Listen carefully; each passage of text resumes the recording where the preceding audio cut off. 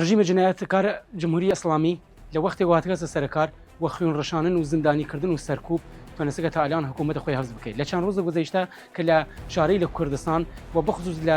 ئۆستانی ئیلام شار مەڵەکشای مردم ڕا حقوق ملی خۆیان ڕا مطالبات بەرحەق و اجتماعی خۆیان هاتینە ناوخیاوان و شعارەی لە عادیەکە و هەر ئەو شعاری لە کە تونتریش لە تێران دەریێدن هاتینە ناوخیاوان کە مطالباتە خۆیان ئێڵام بکەن کە متاسفانە لە تەرەفە جنایەتکاری لە ئایم کوشت جمهوری ئیسلامیەوە چەند جوانێک زەخمی بووینەوە چەند شەهیدێک دایمنە لێرەوە توام ئەوڵان ئەرزە تەسلیەتی بکەم و خدمەتە خانوادەی شەهیدەی و خانوادەی ئەو کەسی لە ئەلان لە بیمارستانە دەجاڵ ئیمام خومینی ئیلام کەفتنەسە مەحاسرە لە مردمە تمامە ئەستان شارەی لە بیچێک دەوری ئیلام هەوجرە کەزانی من ئەستانی ئیلام هەم خۆی بیچەکە هەم شارەی لێ توای من بەڕەسنەدادە ئەو خانوادەی لە کە هانەبانە سەر مناڵیلیان و دێرن نگابانی مناڵیلیاندان لە تاو ئەو نیروی لە سەرکوبگەرە جنایەتکارە ئەسلامیە کەتوان ئەو مەجروحی لە بدەزن و بێسەرشونیان بکەن نیەت وای من خسارەت ئینسانی لێ زیاتر بشدەوبان تا ئەو ڕێتوانین ئەتەهادە خۆدان هەوز بکەن پشتی یەک بگرن ئەلان طبق ئەو خەوەری لە مێدانیە کردیم طبق ئەو گزارشی لە دیری من شرایەتێک لەورە حاکم بووە شرایەتی لەورە حاکم بووە کە حتا ئاونان و دەست ئەو خانوادەی لە نیێڕستی کە هانەبانە تاق سازمان ئەنتقال خۆن لە ئیلام خوێن لە مردمە نیەگرێت ڕ زەخمی لە توان جوانە فرێ بکوشێت توان ئەیجورە سەرکوب بکەن توان ڕۆ بە وحشەتی دروست بکەن خەوەری لێک هەسا کە چەند پاسدارێک لە ئیلام کە وەقەوڵە مافۆقی لە خۆیان نەکردنە گریانە لە تمام نظامیل لە تمام ئۆستانی ئیلام تمام شاری لێ توام تەفان وەڕووی برەی خۆیان نەکیشن جمهوری ئیسلامی توێت تەفرەقەی گەورەیەک درست بکەیت توێت جەنگە تایفەیی هەتا بادەست سقوتە خۆی درست بکەیت توێت لێ تایفە و لەو تایفەکە گشتی تایفی لە ئیلام و لە ئەو منتەقەی زاگرسەوە کولی و خاطرە ڕنج و بەدبەختی و بێکاری بوونەسە ئەزوون نظام بوونەسە گروبان بوونەسە ئەفسەر لە هەر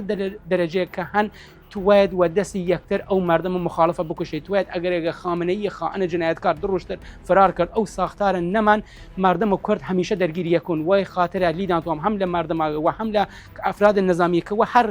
دلیلی و هەر خاطرێک بوونەسە نظامی تەفەن وەڕووی مناڵی لە کورد هاوزوانی لە خۆیان هاوشاری لە خۆیان نەکیشن ئەگەری شرایەت ئەوە نێرین تەفەنگ فڕەبین فرار بکەین هەدەقەڵ تیرە هەوایی بخەن تیرە مستەقیم نەخەن ئەوانیش گیان دێرن ئەوان هاوشاری دانن هاوزوانە دانن هاودین و مەزهەبە دانن دوو ڕۆژترێک ئیمە چەومان هاناوچەو یەک نیەت وای من خسارەت و دەسە مناڵ خۆمان بشودەوبان نیەت وای من گیان عەزیزەی لەمان ئێجورە لەدەست بشو نیەت وایم جوانمان لێ بێشتر شەهید بوو نیەت وای من خانوادەی جوانەی لە لێ بێشترێک داخدار بوون و ئەنوانە پێشمەرگەی کوردستان و ئەنوانە حزب دموکرات پشتیوانی لە ئەو خیزشەکەین پشتیوانی لە ئەو تەزاهرات بەرحەق و ڕەوای مردمە خۆمانەکەی من لە سەراسەر زاگرۆز لە کوردستان و لە ئێرانیش هەتا پشتیوانیکەی من و ئەمێدە ئازادی و ئەمێدە ئەوە کە ئیمە یە ڕۆژە بتوانیم نەفەس ئازادێ لەناو وڵاتە خۆمان لەناو شارە خۆمان بکیشی من بژی کورد بژی کوردستان